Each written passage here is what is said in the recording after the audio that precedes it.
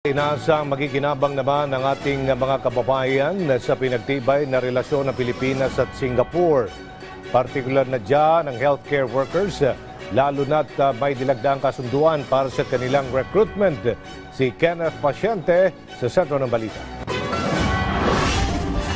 Marami ang napagkasunduan sa pulong ni Pangulong Ferdinand R. Marcos Jr. at Singapore President Tharman Shanmugaratnam kasama sa napirmahan ng Memorandum of Understanding kaugnay sa recruitment ng Filipino healthcare workers. Our ministries have worked hard on this MOU in order to ensure that a balance is achieved between the needs of the healthcare sector of both countries as well as the need for personal development and growth of our healthcare workers. Through this MOU, we express our confidence in Singapore's legal and judicial system, which will ensure that the rights, welfare, and well-being of our kababayan OFWs will be protected as they pursue their careers in Singapore. Nilagdaan din ang MOU para sa pagtutulungan ng Pilipinas at Singapore sa carbon credits. Hopefully, with this memorandum, we will be able to incentivize both industries and individuals to actively work to reduce their carbon footprint, while allowing the government to mobilize financial resources to boost fiscal space. Pinaplansya na rin ang MOU sa health cooperation. Gayon din ang MOU sa pagitan ng Philippine Local Government Units at Singapore Private Sector Partners. Hindi rin nawala sa usapan ng dalawang lider ang West Philippine Sea.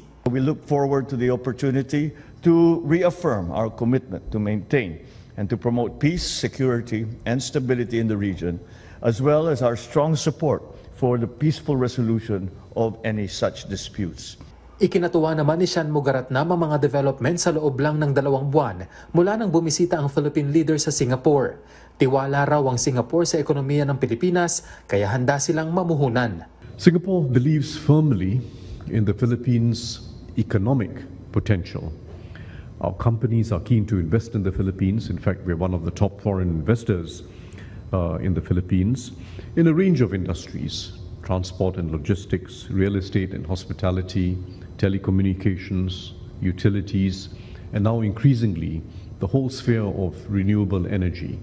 Nagpaabot din ng pagbati ang Singaporean leader sa tagumpay ng Pilipinas sa Paris 2024 Olympics.